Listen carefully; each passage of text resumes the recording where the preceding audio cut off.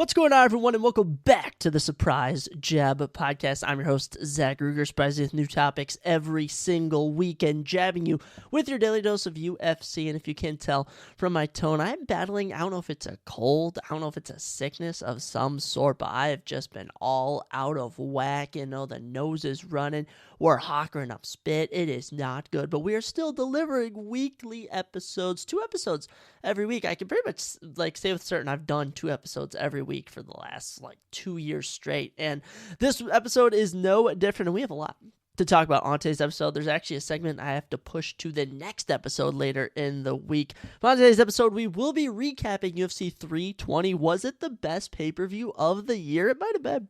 We'll be recapping everything. We went 9-5 on predictions, so decent. And honestly, I feel like I should have done better. We'll be talking about what's next for each and every fighter and what went down in every fight on today's episode. As well, recapping week 5 of the NFL season. Of course, Monday Night Football still has to go down, Chiefs and Jags. If the Jaguars defense gets 25 points, I'll win my fantasy football matchup in my 16-man league. Do we think the Jacksonville defense can get 25 points?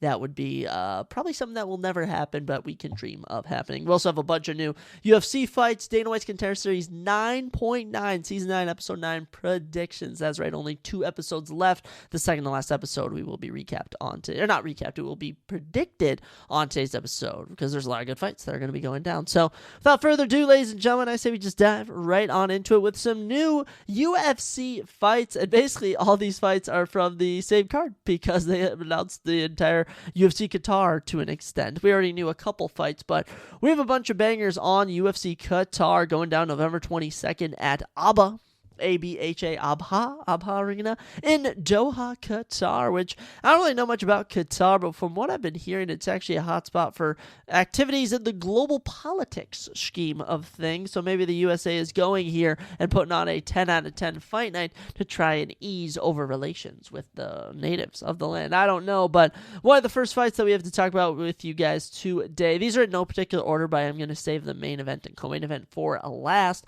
We have the number 9 ranked Volkan Ozdemir in the men's light heavyweight division, taking on the number 14th ranked Atomic Alonzo Menifield. That's right, Alonzo Menifield back again after ending the undefeated streak of Omar Sy. And as for Volkan Ozdemir, I don't even remember the last time I've seen this guy. Genuinely, I have no idea. I think the last time we saw him fight, Carlos Ulberg was winning a boring unanimous decision over him. But Volkan Ozdemir, he's 8-7 in the UFC. Alonzo Menifield is 8-5-1. And you'd be kind of shocked to know Alonzo Menifield coming into this will be 38 years old. I find that utterly insane and not doing much better. Volkan will be 36. So these guys are headed to the later stages of their career. Now, mind you, Glover Teixeira was in his 40s. Jan Blachowicz almost 40 when they won the light heavyweight championship. So it's never too late to make a run. But being ranked 9-14, whoever wins this will be poised for a top 10 matchup coming up next. I don't really know who I'd favor for half the battle. Alonzo Menifield always fights such a wild style.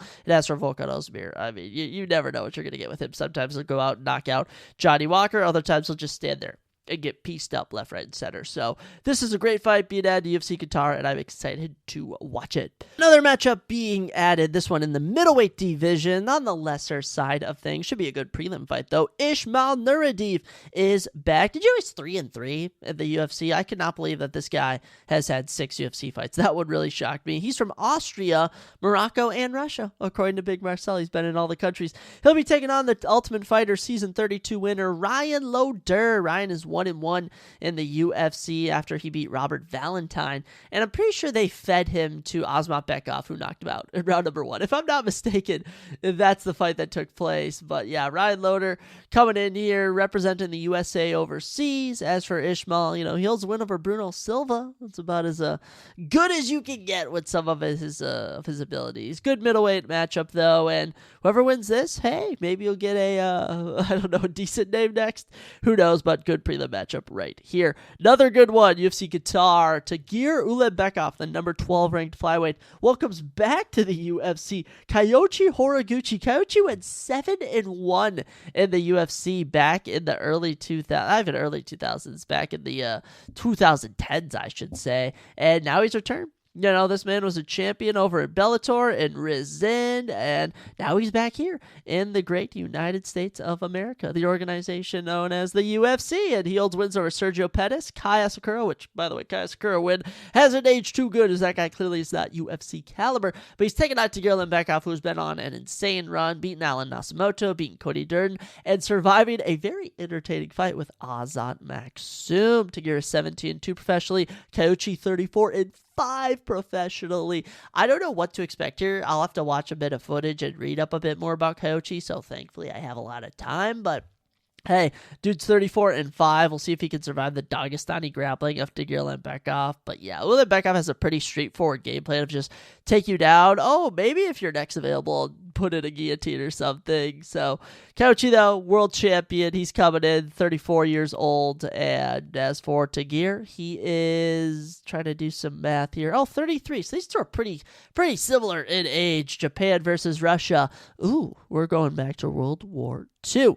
Moving on, another great prelim matchup here. Luke Riley makes his debut at featherweight. The 11-0 man from England, who was a big star over in Cage Warriors, is taking on Bogdan Grad in his UFC debut. Bogdan Grad, 15-3, is from Romania, and he has gone 1-1 in the UFC. Holds a win over Michael Aswell, I think it was, or maybe Lucas Alexander. I don't know, but hey, this one is high level. Luke Riley, like I said, 11-0, trains at Next Gen MMA Liverpool. He has a lot of hype coming with him. I mean, people are saying Paddy Pimblett, Tom Aspinall levels in terms of the featherweight division, and if you're coming in undefeated, you best be ready to bring it, and I think Bogdan Grad is an excellent test for a newcomer coming into his first fight in the UFC. Next fight added to this UFC Qatar card comes to you from the bantamweight division, and we have the return of Alexander Topuria. That's right, the 6-1 younger brother of Ilia Topuria. I believe he's younger. I can't recall. He was either older or younger,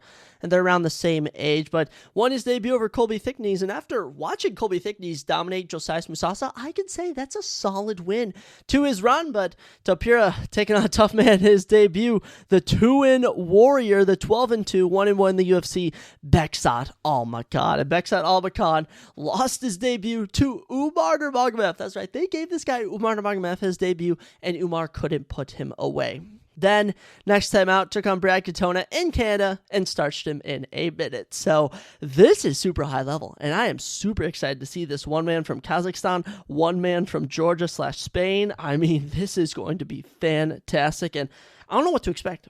I really don't, because Topuria took a very just kind of run-of-the-mill grappling style, outboxing. Colby Thicknees looked better everywhere over him, but didn't get him out of there. And as for Almakhan, in the opening seconds in the Umar Nurmagomedov fight, dropped him, did proceed to get out-grappled brutally the next 14 minutes of the fight, but came out, knocked out a guy in Brad Katona, who historically has had a decent chin, so I'll be curious to see how this fight takes place, how it goes. These two are in their prime, and no better place to sell this than in Qatar. Now, let's get into our co-main event and main event, because these are the two big fights that have been announced for UFC Qatar. First up, the co-main event, as the number 1 ranked welterweight Belal Muhammad is back to take on the number 6 ranked Ian Machado Gary. What a random fight. Of all the welterweight matchups they could have made, this was not on my bingo card. This was just not what I had in mind. I figured Belal would take on Shavkat, Ian Gary would take on Sean Brady, but no.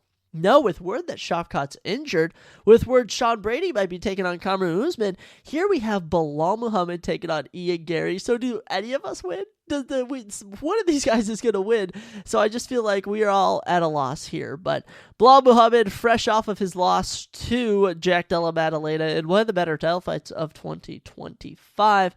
And other than that, I mean, holds wins over Gilbert Burns, Stephen Thompson, Leon Edwards. He's 15-4 with a no contest in the UFC. So he is shooting for his 21st fight here. And with a 24-4 record with that no contest, this will be his 30th professional fight, which is very exciting, if you ask me. Belal Muhammad has 2 performance of the nights and 2 fight of the nights on his UFC resume. Good for him. But yes, other than that, Belal Muhammad isn't the most entertaining of fighters. He's repping Palestine. He's coming in, and he's taking on a man and Ian Gary, who, by the way, has had a decent year. He knocked off Carlos Prates in a main event. He's 16-1, and that one loss is a close decision to Shavkat Rakhmonov. I mean, Ian Gary, happy to see him. And the fact that if Ian Gary wins this, which by the way, I am so tempted to pick him to win this, he'd be ranked number 1 at welterweight. Oh, it would be so good. It would be so good. But yeah, Ian Gary, 16-1. Wow, isn't it crazy? He's already had 10 fights in the UFC. This will be his 11th fight. I find this fantastic. This is also a perfect fight where if the main event doesn't come through, you can easily bump this up to 5 rounds in a main event spot. But yeah, as of right now, I believe it's 3 rounds. It's not listed as a 5-round co-main event, but this is a fantastic co-main event for a card. But now, the main event of UFC Qatar, ladies and gentlemen, we head to the lightweight division, as the number 2 ranked Arman Tsarukyan is back to take on the number 6 ranked Dan the Hangman Hooker. It has been so long since we've seen these guys fight. Did you know the last time Arman Tsarukyan fought was at UFC 300. The last time this man picked up a win was Charles Oliveira, April 2024. He was linked to a title fight in January against Islam Makhachev and had to pull out of the fight literally hours before. It was ridiculous. And as for Dan Hooker, he's no better. His last win, August 2024. Against Mateusz Gamrot. So both these boys have been out of commission for a while. It's about time we get these guys in a UFC fight, and especially in the main event, a massive opportunity here. All this lets me know, really, is that Paddy Pimblett or Justin Gaethje is fighting next for the lightweight championship. This is such a telltale of what they're doing next at lightweight. I am buzzing to see what the next moves are. But yeah, Arman coming in ranked number 2. He's 22-3 professionally, 9-2. He's from Armenia, so close to Qatar to an extent. And as for the New Zealander, Dan Hooker, 14-8 is his UFC record. 24-12 professional record. I think we all just expect Arman to go out there and destroy Dan Hooker, but don't count out Dan the Hangman Hooker, man. He is tough.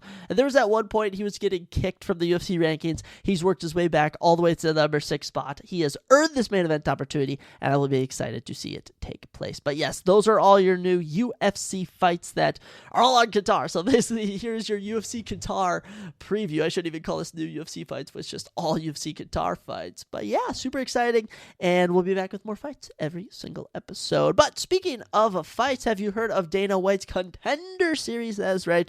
We've been talking about it all season long, except for the first episode, when I literally forgot that it was coming back. But we're now on episode 9 of season 9. That's right, guys. The season is coming to an end, and we have our second to last episode right here. 5 new fights, lots of action. Let's drop our predictions. We've been pretty good overall predicting all season. I'm sure I could go back and tally all that I have, but as of right now, I have not been keeping actual track of my predictions that well. So without further ado, let's dive into it and analyze what could be 5 new people in the UFC. First up, the men's light heavyweight division, and we have Luke Fernandez taking on Rafael, oh man, stay with me now, Pergentino. I think I nailed that actually. Luke Fernandez coming in minus 770. Rafael Pergentino, wow, I suck at his name, plus 475. Massive underdog here. Holy cow, I didn't even realize how big of a favorite he was. Luke Fernandez coming in here, 6'1". Rafael also 6'1". Both men have a 76-inch reach. Both men stay in the orthodox position. These two are size-wise exactly the same. Fernandez, let's start with him. 30 years old. He's from New Jersey. And of his 5 wins, he has 4 KOs. He also had a 6-0 amateur career, so he has had some fight experience overall. This man has also gone 3-0 in grappling, beating Eric Anders, and most recently in, I believe it was July, Phil Hawes. He's actually your current CFFC Cage Fury Fighting Championship champion, and his last win came in May. So this man's picking up grappling wins over former UFC vets. This man's winning championship belts this year. Luke Fernandez, big prospect, coming in, and you know we love light heavyweights. We love light heavyweights over here, and they always seem to deliver the best Davis Contender Series finishes. I swear they always deliver on these fights. So we'll see if two can tango properly as Rafael Pergentino steps across from Luke Fernandez. This kid's 23 years old, From Brazil, 100% finish rate, 3 KOs and 2 subs with his 5-0 record. And of his 5 wins, 4 have came in round number 1. His last win was in May, and yeah, now he's stepping back into here. I will say, just off of images alone, Luke Fernandez looks like he would massacre Rafael Pergantino, but hey, they're giving him a shot. You know, he's actually ranked as the 829th best MMA fighter in Central America. That's a little fun fact for you. Now, as for Luke Fernandez, he's ranked as the number 2 light heavyweight in the U.S. Northeast. What a random thing that Tapology does, ranking people like that. But yeah, on my pre-scouting report, I decided to go with Luke Fernandez, and nothing is going to change here, as I am also going to ride with Luke Fernandez. Easily outright, just from appearance alone. I know we should go off of appearance fully, but I mean, if you guys can see the imagery of these two, I mean, it is almost just so evident that Luke Fernandez is built for this, and I don't want to say that Rafael isn't, but yeah, Luke Fernandez, round 1 knockout. Let's just book it. Following that up, we head to the men's middleweight division as Luis Felipe Diaz takes on Donovan Hedrick. Ooh, what fun names we have here coming into this one. Donovan minus 105, Luis Felipe Diaz minus 115. And we have a very experienced fighter here in Luis Felipe Diaz, as he is currently listed at 16-5 on UFCstats.com. Donovan Hedrick, 6-0. 1 inch in height for Donovan at 5'11 and 5'10 is a little bit of an advantage. Same for reach, 76-74. Both men are in the orthodox stance. 30 years old for Luis, 28 years old for Donovan. Yet another close matchup in terms of size-wise, which I like to see. I really do like to see it when there's not a massive advantage, but I always reference Iwo Baranowski, who was at such a height disadvantage and utterly destroyed his opponent, Ali, way back in, I believe it was episode 5 or 6. It wasn't too long ago, but yeah, coming to this one, Luis Felipe Diaz, 30 years old, from Brazil, currently on a 2-fight winning streak. Of his 16 wins, 14 finishes, 7 KOs, and 7 subs. And of his 5 defeats, he has been finished 3 times.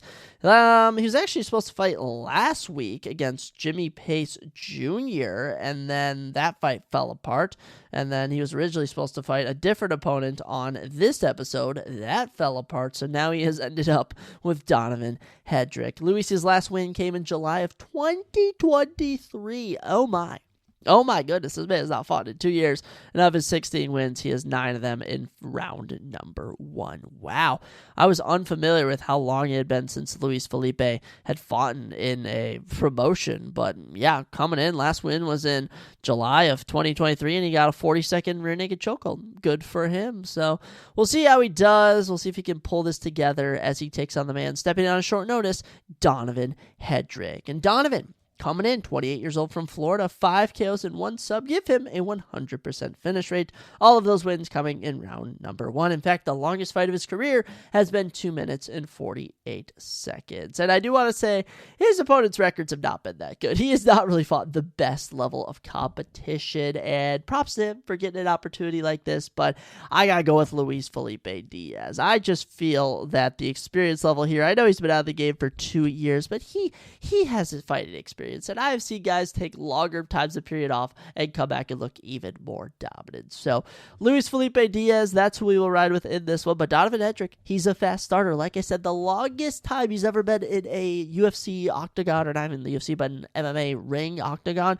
2 minutes, 48 seconds. So this man has never had an MMA fight over 3 minutes. And I think if it goes over that, Luis Felipe Diaz should overpower him and get a win. So I will go with a round 1 submission for Luis Felipe Diaz in the 4 to 5 minute range. After that, we head to the men's flyweight division as Emmanuel Heeman Rodriguez takes on Roque Conceição. Ooh, I like the names here, gentlemen. Very, very fun, very festive. Emmanuel coming in minus 260. Roque plus 205. Emmanuel, 25 years old, from Mexico, has 4 KOs and 1 sub of his 5 wins, a 100% finishing rate, in case you were curious.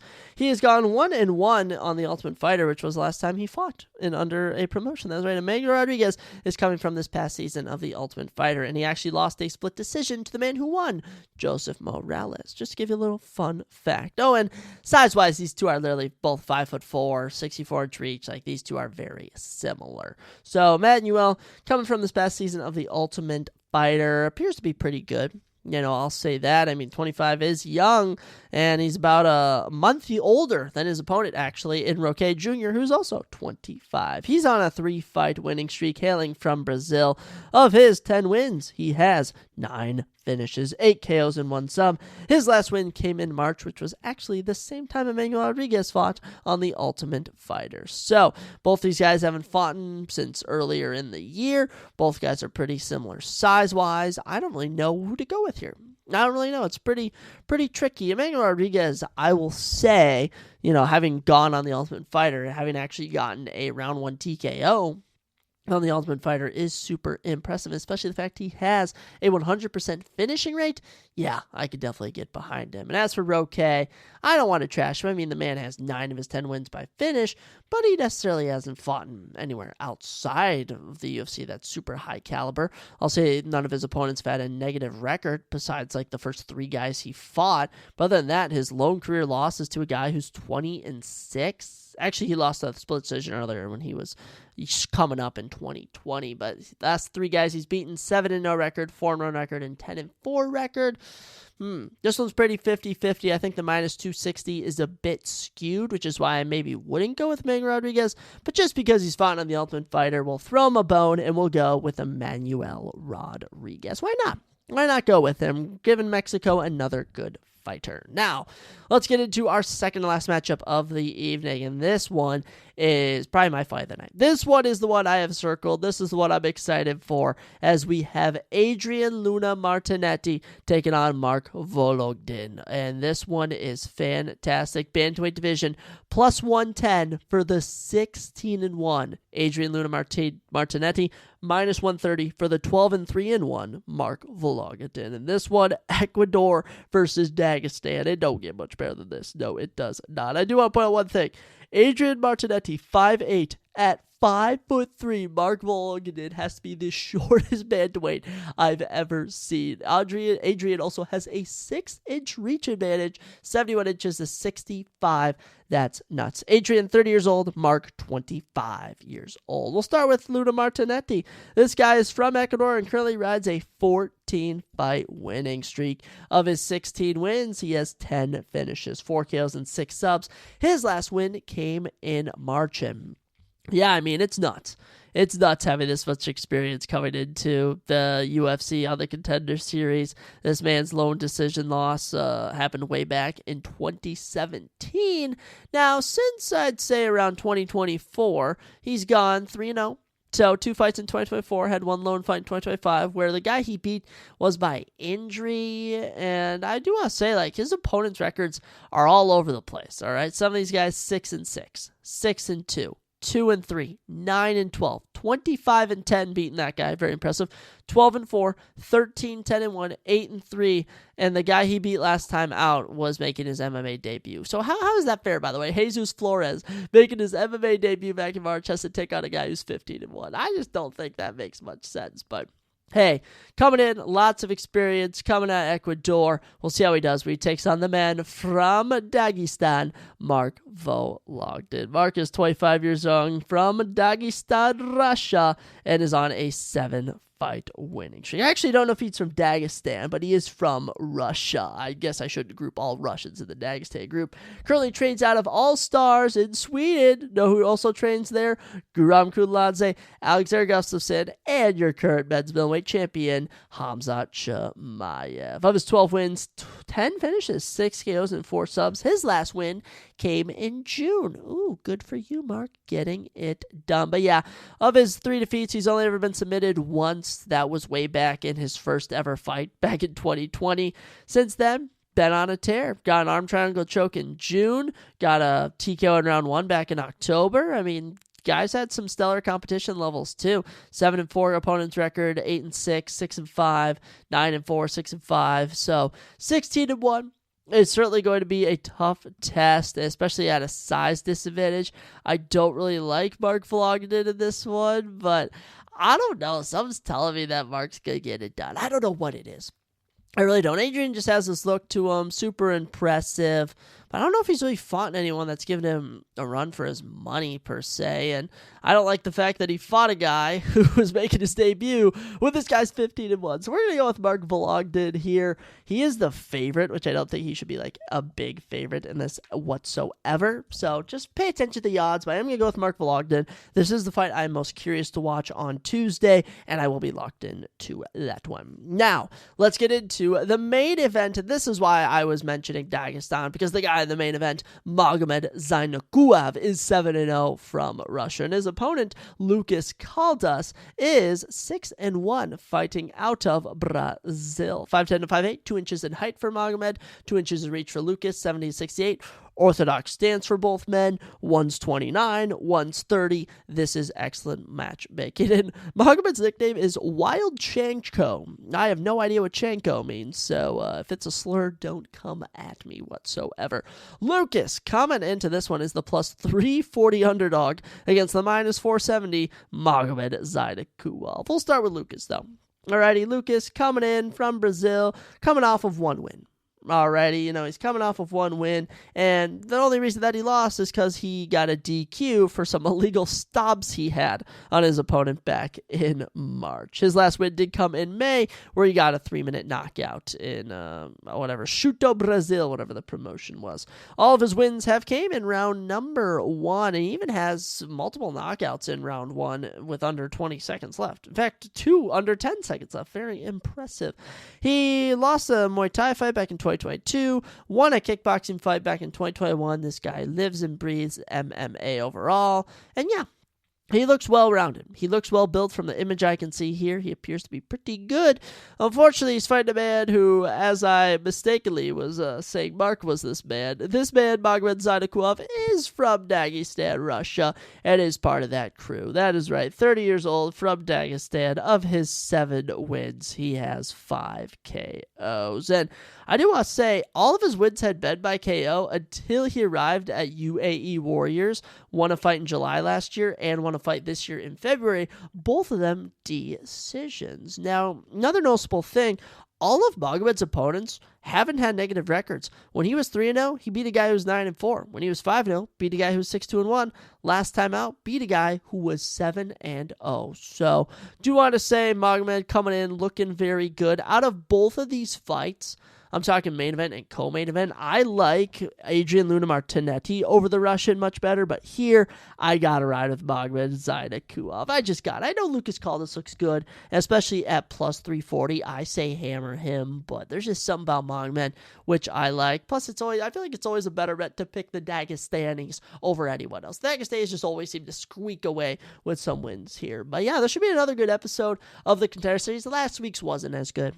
I'll say last week's was a bit more dull compared to the past ones we've had, but nonetheless, wasn't awful. Nothing could be as bad as episode 1 of this season. This episode 1 was terrible, but it did give us the official coming out of Basanger Susikarev, who is easily the best fighter to come from this season so far. So, yeah, going with Luke Fernandez, Luis Felipe Diaz, Emmanuel Rodriguez, Mark Vologden, and Magomed Zainakuev. DWCS Qatar Series 9.9 should be another good one. Now, with that, ladies and gentlemen, let's take a quick break from the MMA to talk about the NFL, because Week 5 recently went down. We had a bunch of results take place. My Minnesota Vikings won. I think I'm going to go 3-3 in fantasy. A lot has taken place. Let's talk about each and every matchup and the top 3 fantasy performances for each team. Kicking off Week 5, we were in Los Angeles. That was right, the Rams taking on the 49ers, and to my surprise, this 49ers team clearly doesn't need any of their starters because they somehow beat the Rams 26-23 and even win on a last-second field goal. Not even last-second field goal. They scored with like 6 minutes left to put them up, and defense just clutched up and was able to beat the Rams. I mean, it was a pretty impressive performance overall for the 49ers, and McCaffrey, 27.9 fantasy points in a very regular PPR league. Could be more for your league. Kendrick Bourne, great waiver wire pickup this week, 24 fantasy points. And Mac Jones, oh my goodness, I picked up Bryce Young instead of Mac Jones, and Mac Jones put up 22. Bryce Young or whatever the freaking Panthers QB's name is, he only put up 12. For the Rams, though, Kyren Williams, 31.1, one of the best fantasy performances of the week. Matt Stafford, 25, and Puka Nacua, 24.5. Dude's just a absolute animal. Mac Jones, 342 yards and 2 tutties, was a stud. McCaffrey, 22 rushes for 57 yards and 8 catches for 82 yards and a touchdown. Man, people are trying to say this guy isn't in his prime anymore. Jake Tonges caught the other touchdown for the 49ers, funny enough, and Kendrick Bourne, 10 catches, 140 yards. What a beauty. For the Rams, I mean, good performance overall despite losing. 389 yards for Stafford, 3 touchdowns. Kyren, 65 yards on the ground. He had, 8 catches, that's what it was, for 66 yards and 2 tutties. He caught 2 touchdowns. Puka Nacua, 10 catches, 85 yards and a tutty. And Devontae Adams, 5 catches, 88 yards. Also nabbed a touchdown. Good stuff for him. Looking at the rankings real quick. After week 5 for these teams, Rams 3-2. 49ers 4-1, and 49ers are currently tied for being the second best team in the league. Scratch that. We don't have any undefeated teams, do we? We have no undefeated teams after week number 5. How about that? I didn't even realize that. They're actually tied for the number 1 team in the league. I guess it is. 49ers, best team in the NFC West. And the NFC West is going to be pretty good this year. I just have a feeling. Then we got into our final overseas trip for the Minnesota Vikings. Vikings win against the Browns 21-17 thanks to a legit last second, 25 seconds left on the clock, touchdown to my boy, Jordan Addison. Justin Jefferson gets 19 fantasy points, Jordan Addison 15, and Carson Wentz gets 14.74. Even Carson Wentz had more than Bryce Young. I hate you, Bryce Young. For the Browns, David Njoku had 18, Dylan Gabriel 16, and Quashawn Judkins had 13.8. Heading into halftime, it was 10-7. Vikings were losing, for goodness sakes, and even heading into the third quarter after we scored a touchdown with Jordan Mason, David Njoku answered with a touchdown, and fourth quarter was just a battle, 17-14 all the way, and then with the time winding down, Carson Wentz and Jordan Addison put us ahead. Carson Wentz, 236 yards and a touchdown. Cam Akers threw a freaking 32-yard trick play to Josh Oliver, of all people, to get a touchdown. How about that? Cam Akers, who's like running back number 4 on the depth chart, getting it done. Good for him. We had a lot of players rushing the ball this game. Max Brosmer got to try and rush the ball. Now, he lost a yard, but he still got some touches out there, so good for him. Justin Jefferson, 7 catches, 123 yards. Jordan Addison, 5 catches, 41 yards and a tutty. And even TJ Hawkinson had 6 catches for 38 yards. Good job to my Minnesota Vikings. Very happy for them. They're still third in the NFC North, but we have more wins than the Packers, although they do have one less loss, I should better say. But hey, with a point differential of plus 26, I like the Vikings odds for the rest of the year. As for the opponents, the Browns, they will fall to 1-4 in the AFC North, and I believe are tied for worst team in the league, as we also have no more winless teams. Actually, there is one winless team. We actually do have a worst team. We'll get to that in a bit, but Browns, overall, Dylan Gabriel, 190 yards and 2 tutties. Quashawn Judkins ran for 110 yards. They didn't even look that bad. I just think the Vikings are that freaking good. Good job, Vikings, getting past the Browns, and we will leave Europe going 1-1 for the year. Then with that, we got into the 12 o'clock slate, and we kicked it off with the Texans and blowing out the Ravens 44-10. Now, quite how I thought the 49ers would be able to play well without their starters. I thought the Ravens would be able to survive without Lamar Jackson, and I guess Lamar Jackson makes up this whole team because they legit did nothing. 44-10. Their lone touchdown is a Derrick Henry one in the third. Other than that, they had 5 touchdowns scored on them. That's utterly ridiculous. I'll tell you what else is ridiculous. The fact that I literally sprinted to the waiver wire once I found Lamar Jackson was injured, put in my request for CJ Stroud, and apparently someone else in my league was able to get him, which I was just so pissed about. CJ Stroud, 28 fantasy points. Kai Fairbairn, 18. Xavier Hutchinson, 16. Oh, that really riled me up. And for the Ravens, 12 for Zay Flowers, 9 for Derrick Henry, and 6 for DeAndre Hopkins.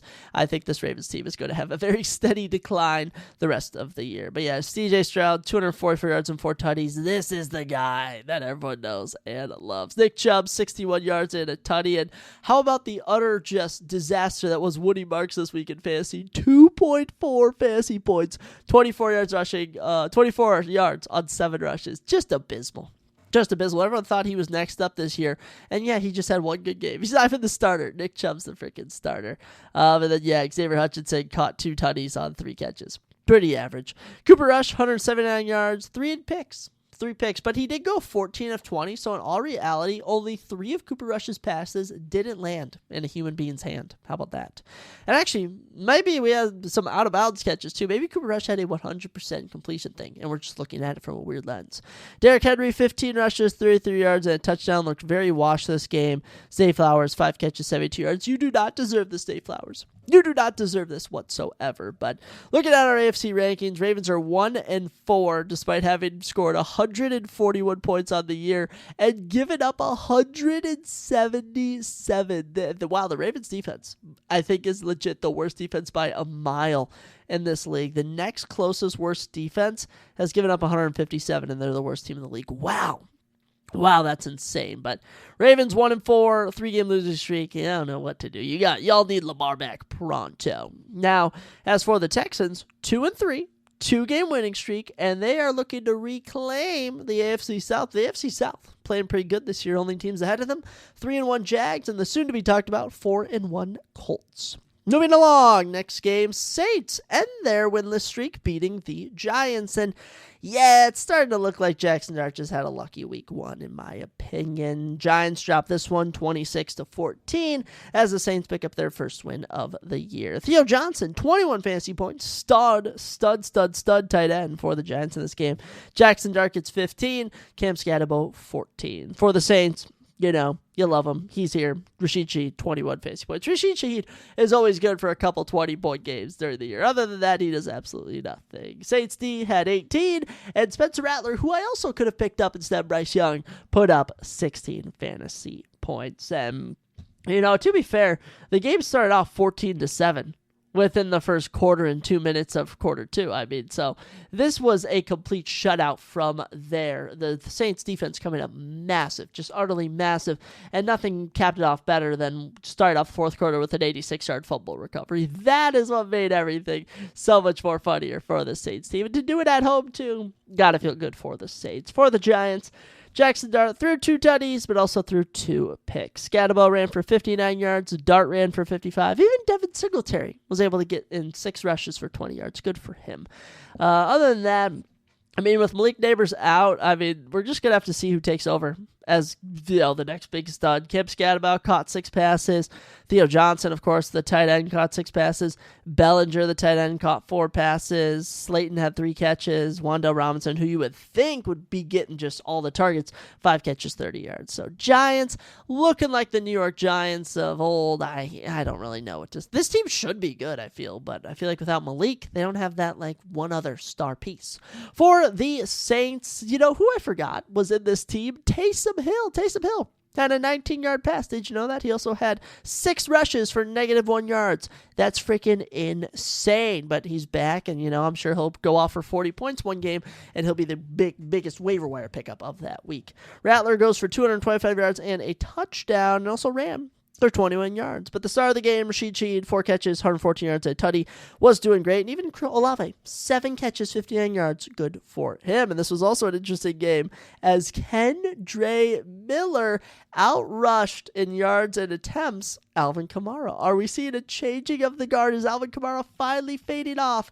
I don't know, but Saints, good for you. Pick up your first win of the year. As for the Giants, I don't know what to tell you guys. You got to figure it out, and pronto. Next up, Broncos and Eagles. And if you want to see a bigger choke job than something you'll see on the hub, watch this game. Broncos beat the Eagles 21-17 after being down 17-3 heading into the fourth quarter. That is right. The game opens with the Broncos hitting a field goal. Broncos hit a field goal, 55-yarder, good job with Lutz. Then Jake Elliott, field goal. Touchdown in the second quarter to Dallas Goedert. Touchdown in the third quarter to Saquon Barkley. We then kick off the fourth. J.K. Dobbins punches in a final big drive, okay? We then go 6 minutes, nothing much going on, but then the Broncos lead a great drive after some, I'd say, very unfortunate penalties on the Eagles. Multiple illegal formations, multiple illegal lineup shifts, very odd. Then Evan Ingram catches an 11-yard pass from Bo Nix, and then Troy Franklin catches a 2-point conversion to put them up 18-17 over the Eagles. 6 minutes go by, Eagles can't do nothing. Will Lutz kicks in a game-winning field goal with a minute left. For the final drive, Eagles can't complete a single pass to save their lives. Broncos win 21-17, and probably the biggest win of their season so far. Broncos will improve to 3-2 and are now on a 2-game winning streak. As for the Eagles, they're still the best team in the NFC East, probably the best team in the NFC in general. But yeah, this one was certainly a doozy and has shown some negative signs for the team. In terms of fantasy performances, Courtland Sutton had 17.9, Bo Nix 17.8, and J.K. Dobbins at 15.4. Jalen Hurts put up 19.5. Devontae Smith, my boy, 19.4, and Saquon Barkley 17.8. But yeah, this was just impressive all around for this Broncos team. Bo Nix, 240 yards and a touchdown, ran for 22 yards. J.K. Dobbins getting the ball 20 attempts on the ground, was able to put in a tutty, and those 8 catches of 99 yards for Sutton were so helpful. And did wash out my boy Devontae Smith, 8 catches, 114 yards. Yes, sir. Outpacing A.J. Brown. You know Devontae Smith is him. You know it. Actually, I saw him. We're going to talk about that on the next podcast episode. Trust me there. But Saquon Barkley only attempted rushing the ball 6 times. Kind of ridiculous. This was an air raid for Jalen Hurts, going 22 of 38 for 208 yards and 2 touchdowns. But it wasn't enough as the Broncos get past the Eagles, which, when I think about it, if a Bronco and an Eagle were to engage in battle, I would probably pick a Bronco. If you could just stomp on the Eagle and get him, yeah, that's what would probably happen in that scenario as well. Next up was the biggest offensive explosion that everyone was predicting this week as the Cowboys took on the Jets. And let me just say, everyone thought coming in this was going to be just an offensive explosion, and first half, nothing from the Jets. Jets are just shut down. It is 23-3 heading into halftime. It was awful. It was utterly awful. And then out of nowhere, Jets decide to rally, but they rally too late and lose 37-22. They really tried, multiple 2-point conversions on 2 touchdowns, but just too little too late after starting so poorly. So, with that, the Cowboys improved to 2-2 with a draw, might I add. And you know what? They're looking to turn their season around. And as for the Jets, they're 0-5 and are the worst team in the league. It doesn't even make sense. This Jets team doesn't even feel like the worst team in the league, and yet they somehow are. It's funny how that works out. Jets are 0-5, and I'm curious when they're going to get their first win, if they are, of the season. In terms of fantasy performances, 28 points from Dak, 26 from Javonte Williams, and 23.9 from who I think is the best tight end currently in the league right now, Jake Ferguson. As for the Jets, 25 from Justin Fields, 19 for Garrett Wilson, and 17 from Michael Taylor. Good job, Michael Taylor. I think his name's Michael Taylor. I don't even know what his freaking name is. Who is Taylor? Who even is this Taylor guy? Is he tight end Taylor, M. Taylor? I have no idea what his name is, but he had 9 catches for 67 yards. Good for you, buddy. Fields, 283 yards, 2 tutties. Rushed for 26. Good for him. Breece Hall ran for 113 yards. Garrett Wilson, 6 catches, 7 yards, and a tutty. Good for him. Now, as for the Cowboys, this is the Cowboys team that America appears to love. America's team. 237 yards, 4 tutties for Dak Prescott. Javonte, 135 yards, a tutty. He was killing it. Jake the Snake Ferguson, 7 catches, 49 yards, 2 tutties. Flirty the wide receiver, 6 catches, 114 yards. Wow. Pickens only had 2 catches, one of which was a big touchdown, and Javonte Williams had 1 little catch for a touchdown. Dominant stuff from the Cowboys, and I expect good stuff for this whole team as the rest of the year moves along. Now, next up, Raiders and Colts, and the Raiders suck. All right, Geno Smith is going to get benched soon. That's all I'm going to say. And, for some reason, they took out my boy Ashton Jeanty in the fourth quarter. I understand we're being blown out, but wouldn't it be good to give him some reps or something? I don't know. Raiders fall to 1-4 and are on a 4-game losing streak. Colts are now 4-1 and are tied for best team, not only in the AFC, but in the entire freaking league. Ashton Jeanty, 15.9 fantasy points. Trey Tucker, 11. That's it. for the Colts. Now, as for the Raiders, for the Colts, I should say, Jonathan Taylor, 31.6, the best running back in the game right now. Daniel Jones, 16.68, kind of mediocre. And then Indianapolis defense had 16 points. But yeah, Jonathan Taylor absolutely murdering everyone. 66 yards, 3 touchdowns. The best performance of the day, Tyler Warren, 4 catches, 44 yards, a touchdown. He was looking good. Josh Downs, 6 catches, 54 yards. Josh Downs, you remember Josh Downs? We all thought he was going to be wide receiver 1 on this team. But yeah, this was just domination from the Colts. It's crazy to think. Anthony Richardson came in, had 2 passing attempts. One was a 9-yard completion. Good for him. For the Raiders, Geno Smith, 228 yards and 2 picks. He looked awful. They only gave Ashton Jeanty the ball for 14 attempts for 67 yards. He also had 5 catches for 42 yards. When he had the ball, the team was looking good. When they weren't giving him the ball, they didn't look good. And thanks to you, Raiders coach, I'm now going to be 2-3 in my season. But he's actually not the player I want to blame for going to be 2-3 in my big 16-man league. It's this man, the man who somehow led the Panthers on a comeback, Bryce frickin' Young, as the Panthers beat the Dolphins 27-24. Now, we predicted this. Now, I'm very happy I predicted this. It shows that I know ball. Dolphins fall to 1-4 and would be the worst team in the league.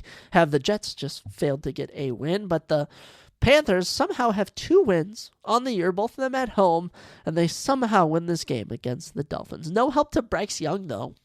Gosh, as you can tell, we have some Bryce Young beef here, and he may be my QB1 if frickin' what's-his-face, Lamar Jackson doesn't come back. But we start off the game rough, 17-0. 17-0 performance. You're seeing a pick from Bryce Young. He's doing absolutely jack squat. Fumbling the ball even, maybe. But then, out of nowhere, this Panthers team just decides to rally for 10 points with 3 minutes left in the second quarter. Kick off the third with a field goal, and then, you know what? They're coming in little confidence, 13-17. It's close. Then, Rico Dowdle punches in a very clutch touchdown. But then, Jalen Waddle catches a 46-yard pass from Tua Tagovailoa. I love big catches in the NFL. Always exciting. And then with under 2 minutes left, Mitchell Evans, who is that? I have no idea, catches a 4-yard pass from Bryce Young to give the Panthers the lead, and their defense holds strong to give them the win. But the biggest star of the day, maybe the biggest star of the weekend, Rico Dowdle, stepping in for Chubba Hubbard, 32 fantasy points. What a beauty. Jalen Waddle had 23, Tua Tagovailoa had 22, and Darren Waller on my bench, 18.8 fantasy points. Thank you so much, Darren. Thank you. Tatori McMillan for the Panthers had 13, and Bryce Young had freaking 12. Bryce, I was expecting a 27 bomb from you. What happened? What freaking happened? Tua, 256 yards and 3 tutties. Didn't even play bad, to be honest. I will say, this Panthers defense knows how to shut down the run. I have no idea where they got good at shutting down the run, but they have terrible safeties and quarterbacks, but their front line, amazing. Holding this Dolphins team with Devin Achane and Ollie Gordon to a whopping 16 plus 5 minus 2, 19 freaking yards running on the game. That's insane. That really is. Jalen Waddle, 6 catches, 110 yards and a tutty. Darren Waller, 5 catches, 78 yards and a tutty. Devin Achane, 6 catches, 30 yards and a touchdown. Now on to the Panthers. Bryce Young, 198 yards, 2 touchdowns and a pick. And he also tried to run the ball and only got 0.1 points. 1 yard. Bryce Young, you got the win, but at what cost? My fantasy team. That's the cost. Let's talk about easily the player of the week, Rico Dowdle, 23 rushes, 206 yards and a touchdown. That's insane. He also had 3 catches for 28 yards. Wow. Panthers are 2-3. Dolphins are 1-4. And yeah, Rico Dowdle, props to you, my boy. Very impressive. Then what may have been game of the week. I mean, this was super entertaining. I actually have another game of the week, but Buccaneers beat the Seahawks 38-35. And then Mike Egbuka cooks me. That's right. I had him in a league, which helped me, but I also played him in a league, which I really want to win in, and unfortunately, he did amazing. Mike Egbuka, the best rookie of this entire draft class so far, 31.3 fantasy points for the Bucs. Baker had 26. Rachaad White, 23. Remember when Rachaad White was going to be the next big thing? Yeah, I drafted him last year, and he absolutely sucked, and now he's good. Buccaneers are 4-1 and are the best team in the NFC South, and if you're 4-1 right now, you're also tied for being the best team in the National Football League. As for the Seahawks, they fall to 3-2, but honestly, aren't that bad. Sam Darnold, 27 fantasy points. Jackson Smith and Jigba, who I love, 27 fantasy points. And the tight end, Barner. What's his name? A.J. Barner is his name, 24 fantasy points. Good for him. Close game the entire way, just going back and forth with field goal, touchdown, extra point, touchdown, game winner from Chase McLaughlin. Wow. What a game. What a very entertaining game. For the Bucs, Baker, 379 yards and 2 tutties. Wowza. Rachaad White, 41 yards on the ground for 2 touchdowns and also had 4 catches for 30 yards. But Emeka Egbuka, 7 catches, 163 yards and a touchdown. Man, that kid is going places. For Seattle, Darnold throws for 341 yards, 4 touchdowns, and a crucial pick. Kenneth Walker, 86 yards on the ground, and his lone touchdown is stolen from Charbonnet, who also had 9 rushes compared to the 10 for Kenneth, and he gets a touchdown. JSN, 8 catches, 130 yards, a touchdown. Good work for him. Troy Horton caught a touchdown. Cooper Kupp had 6 catches for 59 yards. It's not too bad, but yeah, Bucs pull away, get it done, and yeah, it was an entertaining game, top to bottom. But your easily worst team of the week was the Cardinals, who choked a 21-3 lead to the Titans. This was hilarious. This was easily one of the funniest things that come out of this week, as this team easily goes up 21-7 in the first, I want to say, 20 minutes of the game. You know, first quarter, it starts out 14-3. They scored the first drive. It was impressive. Then they open up the second quarter with a touchdown for Bam Knight. Mind you, this is in Arizona. They're the hometown team. Second quarter, halfway through, Joyce Sly kicks field goal, 21-6. Heading into halftime, nothing happens in the third. Nothing happens. We then enter the fourth quarter. Tony Pollard gets a touchdown to kick it off. Joyce Sly misses the extra point. Very embarrassing. Very embarrassing, Joyce Sly. We then watch Cam Ward throw a pass. It's picked off by the Cardinals. The Cardinals then fumble it after picking it off. Tyler Lockett then picks it up in the end zone, and the Titans have tied the game almost. But then right now it's 19-21, alrighty, and Joey Sly lands up for a little chipper 29-yarder, and the Titans win the first game of the year over the Cardinals, 22-21. This Cardinals team is so bad. I knew they were frauds this whole year. They are so bad. Good job to Cam Ward, leading not only the first win of his career, but a comeback win at that on the road. You got to love it. Calvin Ridley, 18 fantasy points. Tony Pollard, 14, and Joey Sly, 13. Michael Carter at 18 for the Cardinals. Kyler Murray at 15. And Marvin Harrison at 13.8. Cam Ward, 265 yards and a pick. That won't do it, Cam. He also rushed 5 attempts for -6 yards. Wow. Not very good when I look at that, but oh well. Tony Pollard, 67 yards and a tutty. Calvin Ridley, 5 catches, 131 yards. Props to the Titans defense. That's all I'm going to say. For Arizona, Kyler Murray, 220 yards. That's it. DeMarcado also fumbled the ball at the goal line. That's now happened twice in 2 weeks in the NFL. What is going on? It happens once. Oh, that's odd. It happens twice. Oh, isn't that kind of freaky? DeMarcado, 3 rushes, 81 yards, and he fumbled it at the goal line. Hilarious. Knight, what's his name? I can't remember his, Bam Knight. Bam Knight ran in a touchdown for the Cardinals. So did Michael Carter. So did Kyler Murray. Good stuff there. Trey McBride, 5 catches, 41 yards. Michael Carter, 5 catches, 22 yards. Marvin Harrison, 4 catches, 98 yards. He needs a new team. Marvin Harrison Jr. needs to get out of Arizona because their team is so bad that they are losing a clearly winnable game against the Titans, especially when they go up 21-3, and I'm sure all the home fans are like, oh my gosh, we're going to have a massive blowout. This is amazing. And then they proceed to not score the rest of the game. That's hilarious. A game I thought was going to be close, but clearly wasn't. Commanders beat the Chargers on the road 27-10. Wow, that's all I'm going to say. Commanders improved to 3-2, and as for the Chargers, they fall to 3-2, but are still the best team in the AFC West. Isn't that funny how that works? They're on a 2-game losing streak, though. Chilling on my bench was Jackson Krosky-Barrett, dropping 27 fantasy points. I don't want to talk about it. I don't want to talk about it, man. My fantasy team, I'm clearly not a good manager. I'm clearly not meant to manage fantasy teams. I am 4-1 in the league, though. Just want to point that out. Deebo Samuel, 23. Jay Daniels, 17 in his return game. For the Chargers, Ladd McConkey, 14. Justin Herbert, 14. Amari Hampton, 13. And what did the Quentin Johnson get? Only like 6 fantasy points. Why did no one pass to him, huh? Should have passed to Quentin Johnson, Justin Herbert, you absolute bum. But yeah, similar scenario to this Cardinals game. 10-0 first quarter for the Chargers, and then they proceed to not score the rest of the game. 10 points given up in the second, 10 points given up in the third, and 7 points given up in the fourth will right the woes of the Chargers. Yeah, pretty pitiful performance. After the fourth quarter, they're like, yeah, we're done. We're just going to sit out the rest of the game. We don't care if we win or lose. Jaden Daniels, 231 yards and a touchdown. Good job for him. Jackson Krosky-Merritt, 111 yards and 2 touchdowns, 2 catches, 39 yards. Just chilling on my bench with Darren Waller. Luke McCaffrey, 1 catch for 50 yards. Deebo Samuel, 8 catches, 96 yards and a touchdown. Deebo Samuel is so good on the Commanders, and he's not getting injured either. Good job, Deebo. Very happy for you. I love seeing him on that receiver show on Netflix. For the Chargers, Trey Lance freaking came in at the end because Justin Herbert was just playing so piss poor. 166 yards, touchdown, and a pick. Nothing going for him. Herbert also ran the most yards this game with 4 rushes for 60 yards. That's random if you ask me.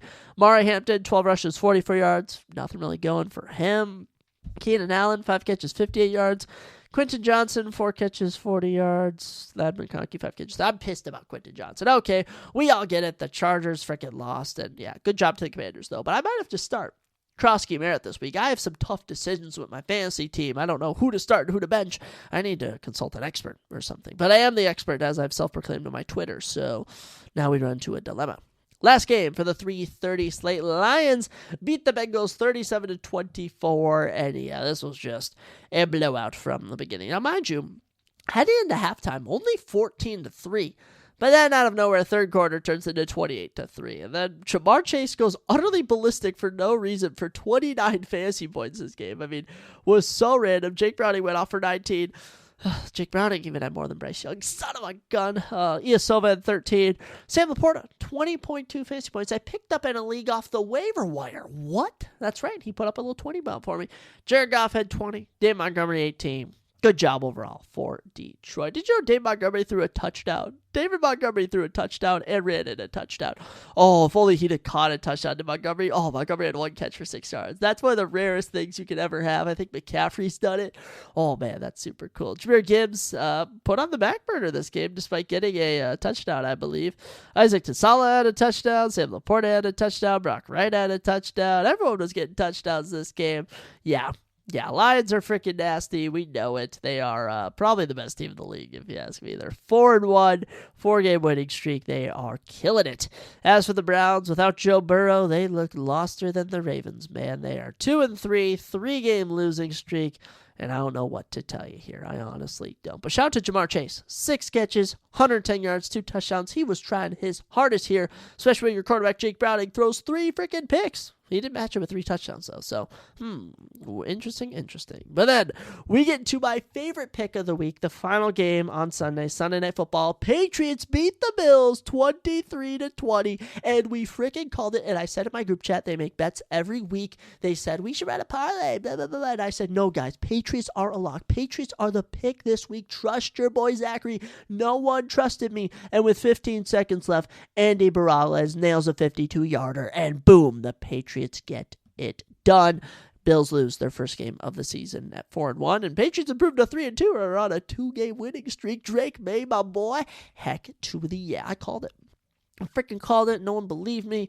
Feels good, but also hurts at the same time. Stephon Diggs, 24 fantasy points. Ramondre Stevenson, 14.7. And the kicker, Andre Baroglis, 13 fantasy points. Josh Allen, good for 19. Dalton Kincaid had 16. And Khalil Shakur had 11. But yeah, I mean, Patriots start the game off 3-0, headed to halftime at 6-3 Pats. Curtis Samuel would nail a touchdown from the Bills to put them ahead. Then the Patriots would answer with Ramondre Stevenson getting back-to-back touchdowns. Keon Coleman would then get a touchdown pass before Matt Prater tied the game up with a 45-yarder. But then, of course, the Patriots win it with 15 seconds left. Drake May, 273 yards. And, very weird running day, if you ask me. Ramondre Stevenson on only 14 rushes, or only 14 yards on 7 rushes, 2 touchdowns. Pretty crazy how that works. Antonio Gibson suffers a season-ending ACL tear. That sucks. And Trey Henderson, 6 rushes, 24 yards. Not going to cut it. Stephon Diggs, 10 catches, 146 yards. Cooked his old team. I cannot wait till we are in New England. I feel like Stephon Diggs is going to eat, but, honestly, he was at home in Buffalo, and it just showed in this game. For the Bills, Josh Allen, 253 yards, 2 touchdowns, but he did throw a pick. That's not going to cut it, Joshy. Kincaid is the stud of this game, 6 catches, 108 yards, but it's Keon Coleman and your boy Curtis Samuel who get the touchdowns. Yeah. Pats get it done. I'm not surprised. They were plus 380. I knew they were the best bet of the week.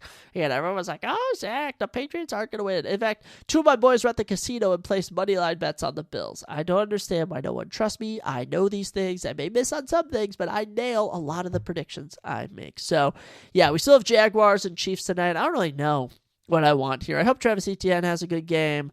I hope that the Jaguars defense gets 25 fantasy points. This can happen. The Vikings got 30 fantasy points, okay? I know the Jaguars can have just a ridiculous game and get it done. But, yeah, I don't really know what I want to happen. Hopefully the Chiefs win just so I can get my picks right. Honestly, I could care less what happens. Who cares? It doesn't matter. All I know is I hate Bryce Young, and I'm never buying a Bryce Young jersey in my life. If my future son becomes a diehard Carolina Panthers fan, he's like, Dad, Bryce Young is my hero. All I want in the world is a jersey. I'm going to crumple up his dreams right in front of him. That's what I can promise you right there. But enough of this. The NFL Week 5 has since commenced in my book, and I'll tell you what else commenced and what was a fun time. UFC 320. Oh my goodness, I had an utter blast watching it, and I say, folks, let's talk about it. Opening up the card was, of course, our thrilling women's flyweight matchup between Veronica Hardy and Brogan Walker, and honestly, I was not surprised whatsoever with the result we had. Veronica Hardy wins 30-27 across the board, and yeah, anyone could have seen this coming. And one refreshing thing I will say was in the post-fight interview, Veronica Hardy said she felt like she had more opportunities to finish Brogan Walker and just wished she would have dialed into that killer instinct. And that's 100% right, because the amount of time she could have finished her were so many. Round 1, almost locked in the submission. Round 2, dropped her. And round 3 was just, almost just like coasting to a win. It was kind of pitiful, if you ask me, but yeah, Veronica Hardy gets the win, improves to a decent record of 10-5, and yeah, in her last 5, she's 4-1. Overall UFC record, she is now 5-5. So hey, good for you, Veronica. Where does she go from here? Honestly, I have no idea. I really don't. There's always gonna be people for her to face. I know that Karolina Kowalski has a fight coming up with Julia Pilastri. Maybe the winner of that takes on Veronica Hardy, but yeah, I don't really know. Decent win for her, gets it done. There's really not much to say. As for Brogan Walker, she's gone 0-3. She fought once in 2022, once in 2023, and now has fought once in 2025. She's 8-5. I think it's time Brogan Walker gets cut from the UFC. If they are going to bring her back, man, feed her someone from the Contender Series. That's all I'm going to say. Next up, welterweight division, Ramiz Brahimaj, Austin Merford, and hey, Ramiz, my bad, bro, as Ramiz Brahimaj gets it done with a round 2 guillotine choke. In round 1, all Austin Vanderford is grappling him, is laying on some punches that looked much harder than Ramiz, and clearly takes round number 1. Ramiz, I don't know what to tell you were down. And then round 2, Austin Vanderford back on the attack, taking him down, controlling him, gets back up, takes him down again, isn't even striking, and then Ramiz just starts laying on some ground and pound while he's basically up against the cage with having his legs held, then locks in a guillotine choke, barely has it held in for even a little bit, which must tell me he has a tight hold, and Austin Vanderford taps. Ramiz Brahimaj improves to 13-5, gets his 13th career finish, and yeah, 3 straight wins now, 2-0 in 2025. Both of them guillotine chokes. What do you know? Very good work to Ramiz Brahimaj. And I think big things are ahead for the kid. I really am, Coming into this one, really needed the win at 33 years old of age. And yeah, good work for Brahimaj. As for Austin Vanderford, that'll now put him at 1-1 in the UFC. And there's a lot more tests that you can give him. I think clearly we can see what his ceiling is with a fight like this, but there's a guy we're going to mention in a bit who picked up his 3rd straight win, and I think that either Austin or Ramiz could take on Punahele Soriano, who we're going to mention in a bit, but other than that, Austin Vanderford could always take on, I don't know, Billy Ray Goff. He could take on Sam Patterson. Sam Patterson and Ramiz Brahimaj could also be a good fight. I don't know what's next. They really could send these guys up or down wherever they want to go. But great work to Ramiz Brahimaj getting the finish. And Austin Vanderford kind of showing he's a one-dimensional fighter. Next up, men's bantamweight division as Farid Basharat gets past Chris Gutierrez, 28-29 on all judges' scorecards. Good work to Farid Basharat as he'll improve to 14-0, undefeated. And he's even a very stellar 5-0 in the UFC. As far as the fight goes, 41 significant strikes to 31 in favor of Farid, 61 total strikes to 56 in favor of Chris Gutierrez, 2 for 2 on takedowns for Farid Basharan, 1 of 1 for Chris Gutierrez on takedowns as well. Round 1, takedown made the difference for deciding the round. For round 2, Farid was able to piece him up on the feet, outstriking him 20-9. Round 3, Chris Gutierrez came alive, throwing some hard strikes, really trying to put him away, but Farid wouldn't go down easy, is able to land a takedown to kind of save the fight for him, and he picks up the victory. Good job to Farid Basharat. So, Farid, is he ready for the rankings? Maybe. I don't know. I saw a lot of people say, like, yeah, this guy's rankings ready. And as far as the rankings go, I could maybe give him Marcus McGee or Kyler Phillips, maybe even Rob Font. But in all reality, I think he needs to be tested maybe one more time. I'd like to see a Damon Blackshear. You know, Damon Blackshear's always a guy I feel who could prove as an interesting person. And by the way, those two fought in March of 2023, and this would be a good way to run it back. You know, you could always have him fight Davey Grant. Davey Grant's on a little 2-fight winning streak, so I'll see what they elect to go with here, but definitely interested to see where Farid Basharat goes from here.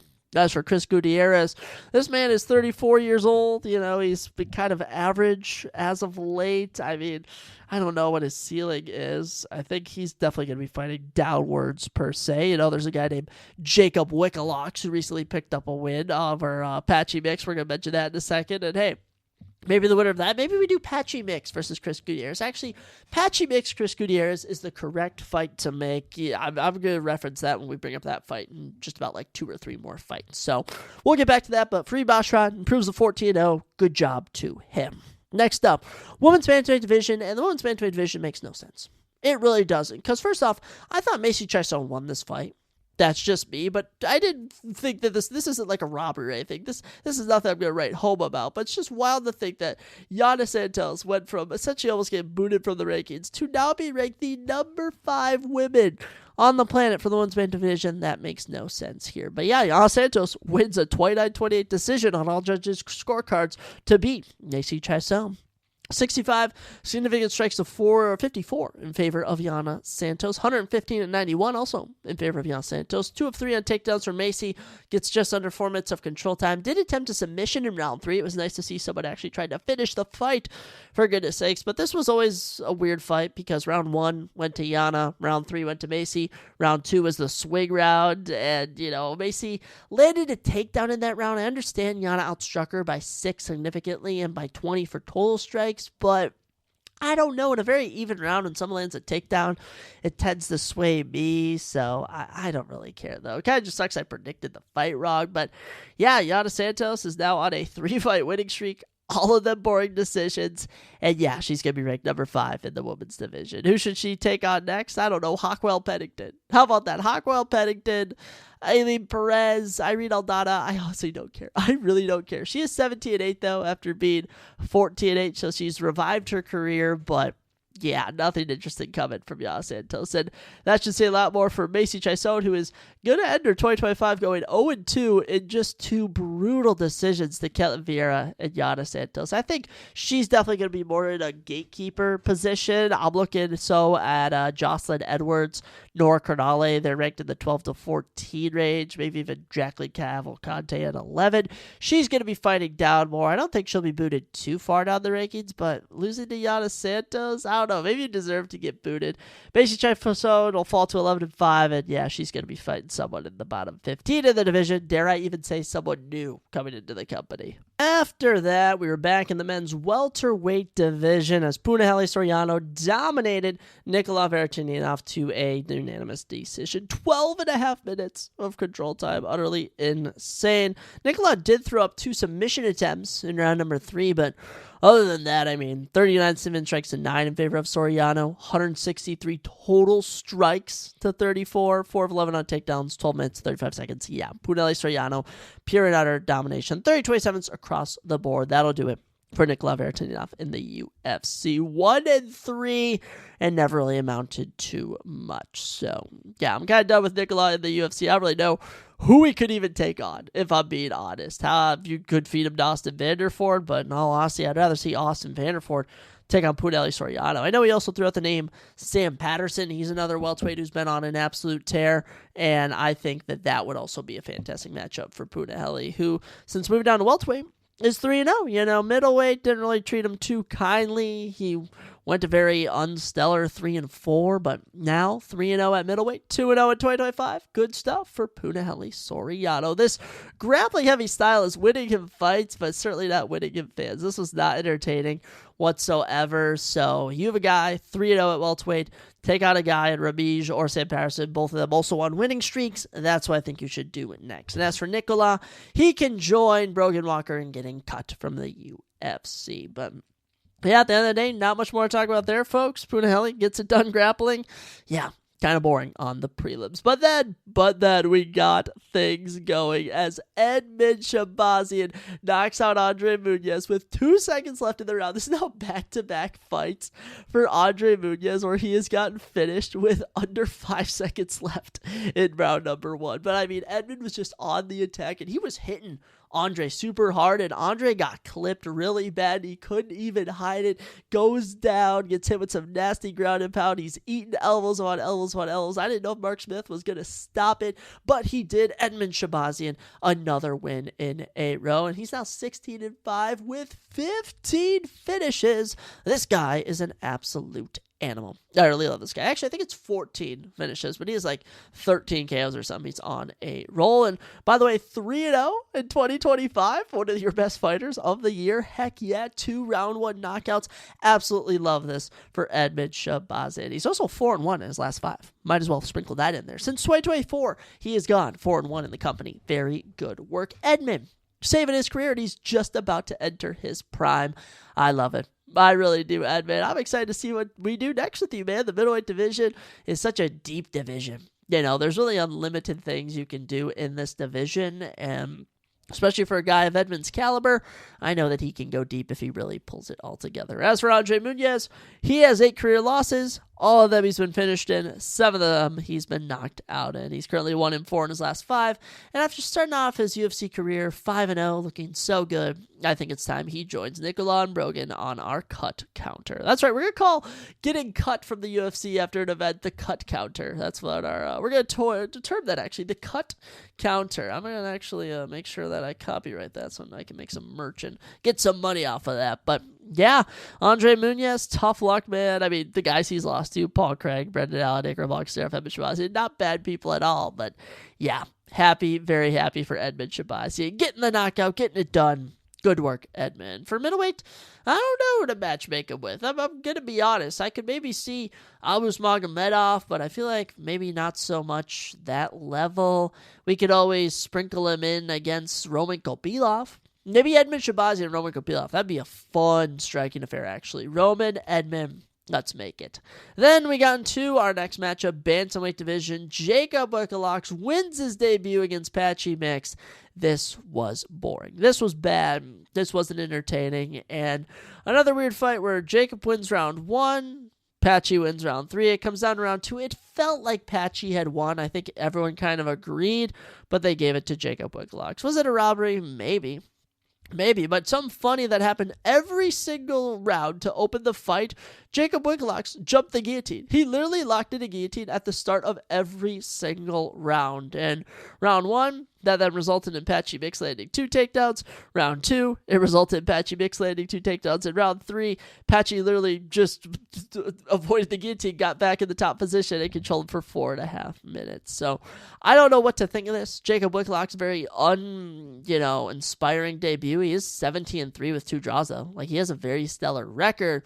But we're talking about bantamweight division. That's why I think him versus Chris Gutierrez could be a good decision to go with here, because, I mean, just nothing really exciting took place in this. And for Patchy Mix, coming over, having so much hype, being 20-1, Bellator champion, 15 finishes, he has since gone 0-2 in 2025 and left nothing to be. I would say little is something, nothing. He has left nothing to be desired here. So I think both these guys need to go back, need to kind of evaluate what they're going to do for Patchy. I think maybe Chris Gutierrez for Patchy. Now that I've officially thought about it, Chris Gutierrez versus Patchy Mix, I think should be the next option.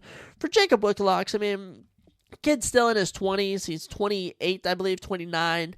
And the bantamweight division has lots of options. You know, when I look at some tough guys that he could potentially take on, we could throw him against Marcus McGee, you know, number 15, if we want to really give him a shot. But for now, I don't know. Boring prelim. Thank goodness it wasn't the headliner. It was whatever. It was whatever, just a grappling spree. I mean, Patchy landed 5 takedowns, 7 minutes, 41 seconds of control time.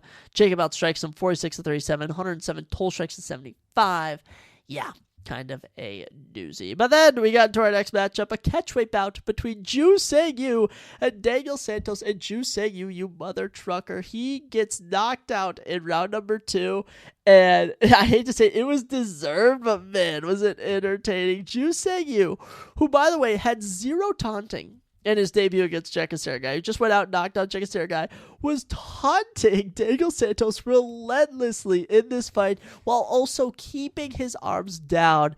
And round 1, Ju Sang-yu won. You know, Ju Sang-yu outstruck him 28 to 17, got taken down and was trolling him while he was being held down on the ground. But then round 2 opens up and Daniel Santos is just on the pressure, putting it at him, and eventually just clips him while throwing stuff. Ju Sang-yu goes down, is eating a bunch of ground and pound. Now, I understand he popped up right after the ref stepped in, but that's just because the ref pulled him off. You know, these shots were looking like they were hurting Ju Sang-yu. He kept dropping his face to the mat, and you gotta be freaking kidding me. Ju Sang-yu, I absolutely love you, but oh man, you might as well call Daniel Santos the Korean killer, because he has now taken out 2 straight South Korean prospects in 2025. The win streak's at 4, 2-0 in 2025, and a big knockout here. Daniel Santos, watch out. I don't really know what weight class this guy even fights in. Is it featherweight? Is it lightweight? Can he make weight? I don't know, but Daniel Santos, good work for you. As for Ju Sang, suffers his first career defeat, and honestly, he deserved it. But now I'm worried Ju Sang is just going to, like, grapple guys. I'm worried that he's just going to be, like, scared to taunt. I don't know. Zombie Jr., fear not, because the Korean Zombie wasn't undefeated, and he still fought for multiple championships. So, with that, Daniel Santos gets it done. Kind of a comeback win in round number 2, but I don't know. I was so upset Ju Sang you got knocked out, but I was kind of just like, I was with my boy Ryan, and we're watching, we're like, no, Ju Sang, you deserved it though. He kept taunting him relentlessly. So, Daniel Santos, 4 straight wins, 2-0 in 2025. He's going to do good things. And by the way, Charles Oliveira was in his corner, so you already know we're riding with Charles Oliveira this upcoming week at UFC Rio. With that, we got to our final prelim of the night, Ateba Gaudier taking on Tristan Vines. Tristan Vines stepping in on short notice for Ozzy Diaz, and yeah, this was a massacre. Ateba Gaudier utterly kills Tristan Vines. I mean, this boy took him down for no reason, pops back up, then just starts lighting him up with punches. It only took 6 punches to knock out Tristan Vines. I mean, this was a goofy fight. Only lasted 1 minute and 41 seconds. And yeah, Ateba Gaudier gets it done. This boy is now 3-0 in the UFC in 2025. All of them round 1 knockouts. I think he's my rookie of the year right now. You know, there hasn't really been like a Carlos Prates this year, but for Ateba Gaudier, 3-0, all round 1 knockouts, gets another one here. Safe to say it, I think he is my 2025 rookie of the year. Gotta give it to him. As for Tristan Vines, you know, you got a shot. You took it on short notice. I think they might bring him back. You know, middleweight division. You can always have him fight one of the losers on this card. Andre Muniz. How about, what's his face? Nicolas Vertiev. I don't know. But yeah, Ateba Gaudier, utter massacre of Tristan Vines. But hey, props to Vines for taking this fight. As what's next? For Ateba Gaudier, a big name. A big name indeed. I mean, we gotta see if this guy is as legit as they say. You know, people are calling him the middleweight Ngannou, but you know, he's been fighting tin cans. So let's test him. Let's test him against someone. I'm trying to think of all the number of middleweights we could potentially throw at him. And there's a man, Michael Olakajasek, who's taking on Kyle Daukaus at UFC 322. And I think the winner or loser of that would be a great next opponent. That's what I think. We also have a guy named Robert Brzeziak who knocked out Brad Tavares at UFC Paris. I also think him. So I think Ateba Gaudier getting challenged against either one of those guys or 3 of those guys would be good options. But hey, great debut for Tristan Vines getting knocked down in 1:41. That was sarcasm. Poor Tristan. Thank you for at least giving Ateba Gaudier another highlight to add to his highlight reel. With that, we got into the main card, and honestly, as I look at the main card, this probably was fight card of the year. 320 probably stole the show so far. Honestly, when I look back at 317, 311, we can find some flaws. This was amazing. We open it up, middleweight division. Joe Pyfer, Abus dominating. Round 1, Joe Pyfer was only able to land one significant strike. Other than that, Abus held him down, almost submitted him from the back, had 11 significant strikes to 1, 16 total strikes to 2. All I'm thinking is, dang, Joe Pyfer's about to get submitted right here when then all of a sudden, round 2 opens up, and Joe Pyfer drops Abus Magomedov. Abus is then scrambling. Joe Pyfer takes his back, locks in a rear naked choke, and gets his 3rd career submission. I mean, what? Joe Pyfer, who are you? You absolute dog. That is right. Abus Magomedov dropped in the opening seconds of round 2. His back is then taken, and then just about 90 seconds later, he is submitted. Joe Pyfer, 3 straight wins, 2-0 in 2025. Yeah. He's ready for another run at the rankings. He gets the performance bonus as well. This was fantastic to see. As for Abus Magomedov, 3-fight winning streak is snapped, but buddy, you gotta lock in the submissions. He had Joe Pyfer, I kid you not, in an arm triangle. He had his head pinched between his thighs, and he couldn't even get him to tap from any form of arm triangle, arm bar, none of that. Joe Pyfer wasn't gonna tap to no one. Joe gets it done here, and honestly, Paulo Costa at 13 could be a great name. The number 12 ranked Roman Dolidze. Dare I even say the number 11th ranked Jared Cannonier? Anyone in that 11 to 15 range, let's give to Joe Pyfer. I think he has earned it. As for Abus, there's a lot of guys. There's Andre Moose. Let's go Edmund Shabazian. I really like an Edmund Shabazian fight. I could see that taking place. I could also see them giving the loser of Marvin Vettori, and I know Marvin Vittori's fighting someone. Who is it? Who is Marvin Vettori fighting? I swore Marvin Vettori had a fight booked for later in the year, and now I can't remember who it is. Oh, it's Bruno Ferreira. The loser of Bruno Ferreira and Marvin Vettori, I think, could be another option. I don't know, but Abus, you got to lock it together, buddy, because Joe Pyfer just done you dirty. Good work to Joe Pyfer. Very happy, and I picked him, and he did it. And oh, yeah, I was super buzzed when that took place. After that, featherweight division, Yusuf Zalal and Josh Emmett, and I was expecting a war. I was expecting some competitiveness, but no, Yusuf Zalal lands a takedown, is able to link in an armbar from back control, and submits Josh Emmett in a minute and 38 seconds. Minute 38 seconds, he's out of there. Yeah. Yusuf Zalal making it look easy. The winning streak's at 8. He's 5-0 since returning to the UFC. This is his 4th submission in that 5-0 streak, and his 2nd win of 2025. Yeah. Yusuf Zalal, good work. And the funny thing is he said, if I go out there and I submit Josh Emmett, I should be in title shot category, talk. And I'm going to be honest, Yusuf Zalal is going to be ranked number 8 minimum. I'd move him up to 7 or 6. And I think we can throw him in the mix. I think we can throw Yusuf Zalal's name in there with Movsar Evloev, Diego Lopez, Leron Murphy, Yair Rodriguez. And when I say that last name, Yair Rodriguez, I would love to see that next. Yair Rodriguez versus Yusuf Zalal, because clearly Yusuf Zalal is talented. When he left the UFC, did you know that he was 11-5? He has since gone 7-0. Actually, he was 10-5. I forgot. The winning streak's at 8 right now. This kid has completely turned his entire career around and just got the biggest win of his career. Good work to Yusuf Zalal. I cannot wait to see what you do next, whether it's Yair, whether it's Aljamain Sterling, Leron Murphy. Tons of options for you. Yeah, this guy is now in the mix at featherweight. As for Josh Emmett, poor Josh Emmett. 2-fight losing streak. 0-2 in 2025. Last win was December 2023. He's 1-4 in his last 5. He's washed. He's also 40. I don't know. I don't really know what's next for Josh Emmett. Does he take on Gene Silva? Does he take on the winner of Steve Garcia and David Onaba? I don't know what to do with Josh Emmett. If anything, I think maybe he tries to line up a big fight for retirement. Maybe one last go against, I don't even know, guys. Gonna be honest, there is limited options for Josh Emmett. I think a Gene Silva fight is the perfect next fight because Gene Silva is clearly top 10 worthy. But yeah, getting submitted like this at this stage, just not looking look. Not good look. But I do gotta say, Yusuf Zalal, hungry for the finish, knew what he wanted, went out there and did it. Props to him.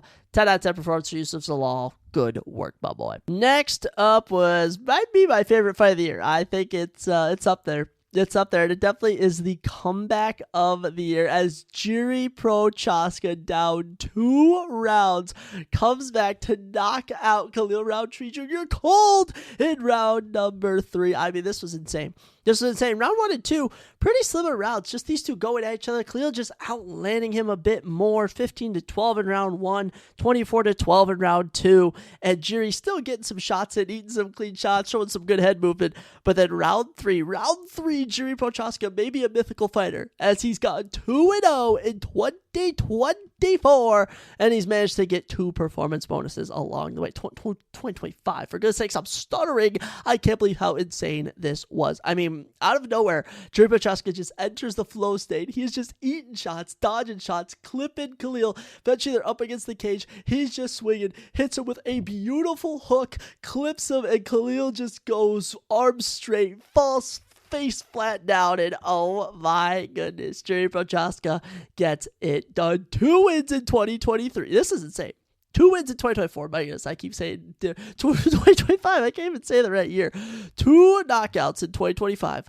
Both of them in round number 3. Both of them coming at the 3 minute and 1 seconds for Jamal, 3 minutes and 4 seconds for Khalil Roundtree Jr. Is that not insane? If you ask me, that is wild. This was such a good win for Jiri. He improves to 32-5, and that's right. This is his, I think it's 28th career knockout or something. It's ridiculous. Jiri is one of a kind. As for Khalil, you know, hey, 1 and 2 in your last 3. I mean, dude is clearly built for this. Khalil is clearly built for the top of the division.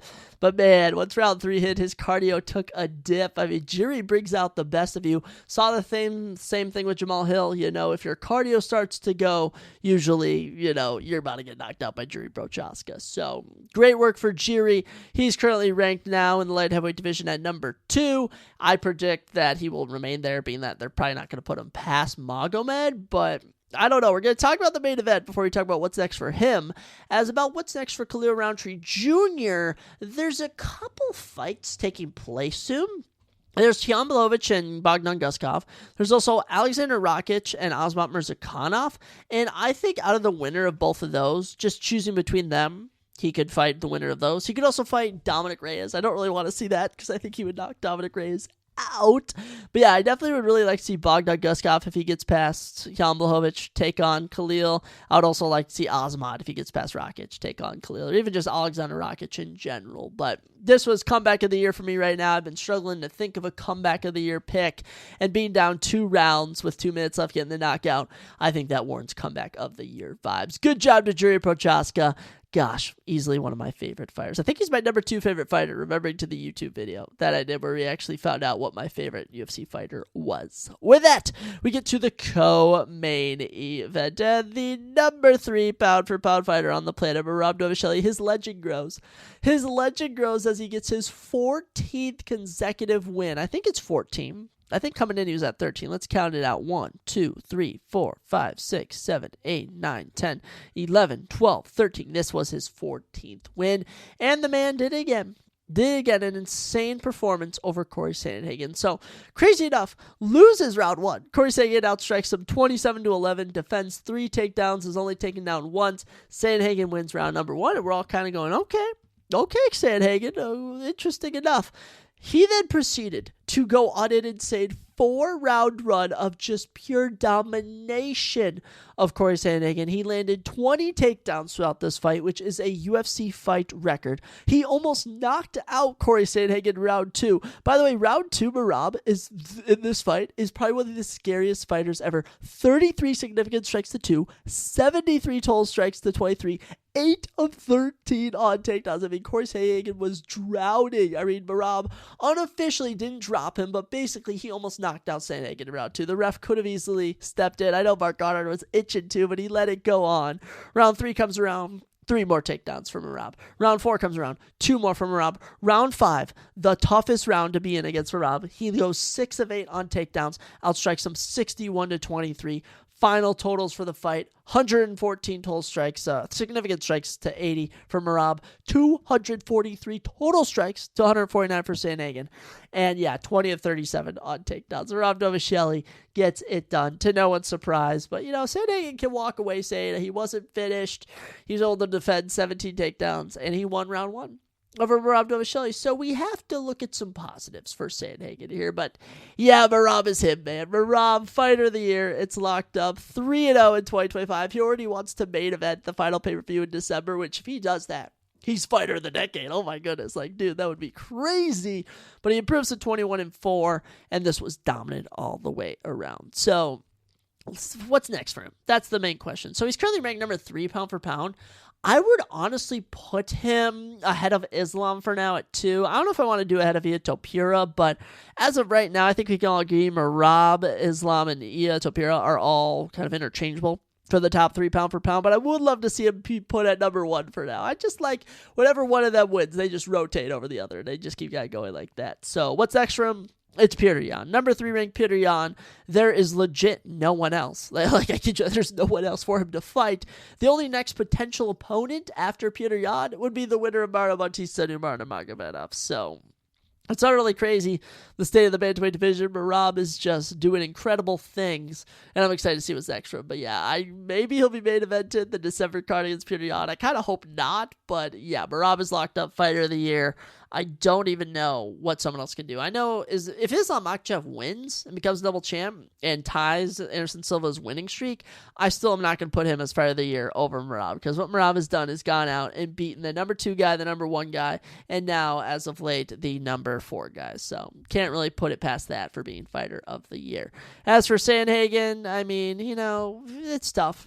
It's tough, but the good news is your next fight will probably be a fight night main event against Sean O'Malley. I think it's time to do that dream fight. They are both 1-2. Actually, I think Sean O'Malley's on a 2-fight losing streak to Merab, so 0-2 against a guy who's 1-2. I think that's a perfect thing to do. So let's run that next fight night main event in 2026. Sean O'Malley, Corey Sandhagen. Perfectly writes itself. But yes, Merab against Petr Yan. Will it be early 2026? Will it be in December? I don't know, but Merab is easily one of the best fighters on the planet. With that, we get to the main event, and I picked Magomed.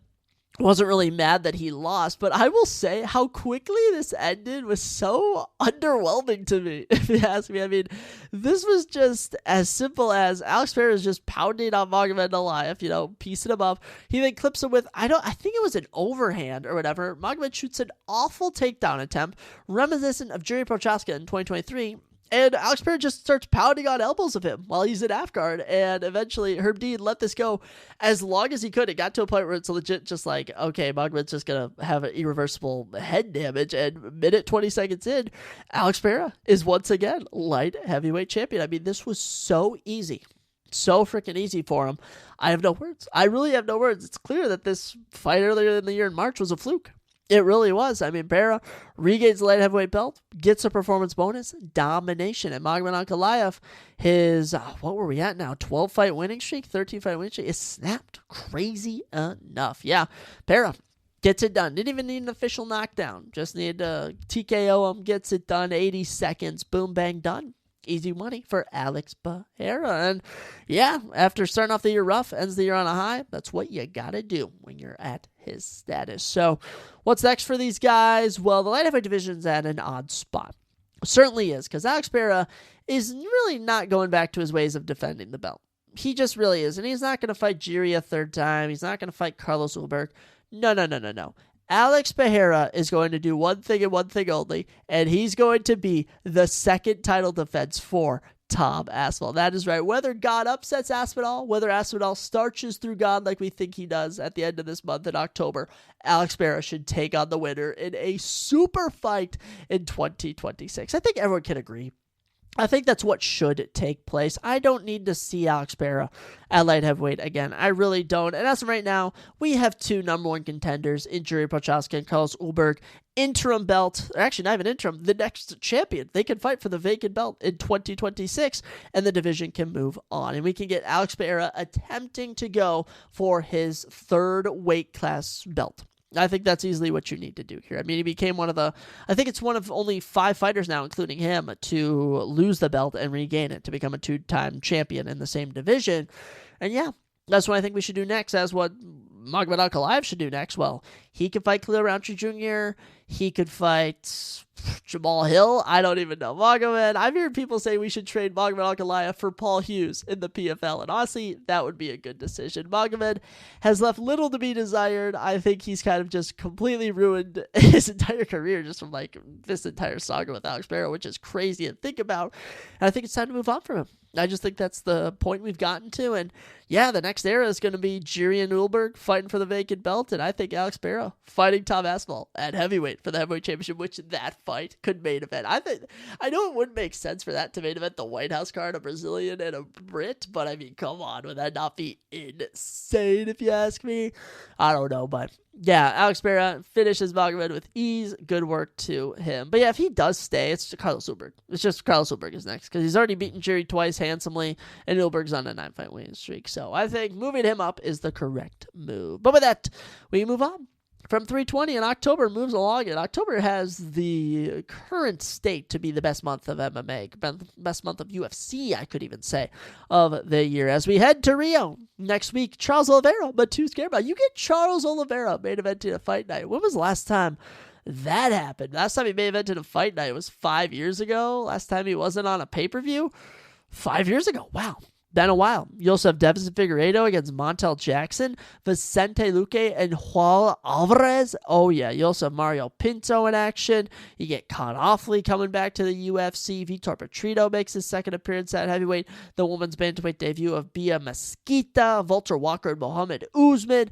This card is going to be loads of fun. But we'll talk about that on the next episode of the podcast. As with that, we have concluded. Ladies and gentlemen, I can't believe I even toughed this out for over 90 minutes, dude. My freaking nose and throat are killing me, guys. It is rough being sick, but you know what? We're going to push through before we move to Chicago this Friday. That's right. I'm only in Minnesota for 4 more days. Crazy enough. But yeah, lots of crazy stuff in the UFC with UFC 320 and the UFC Qatar card being announced. NFL Week 5 was crazy. And this upcoming episode of DWCS Qatar Series, I got a feeling it's going to be a banger. Some tells me we're going to see some future rank contenders going to battle on this episode. Something's just telling me that. But hey, we'll recap this all on the next episode, ladies and gentlemen. And everyone have an amazing week. Just do whatever you do best in life. And you already know the spiel. I'll see you next time on the Surprise Jab Podcast.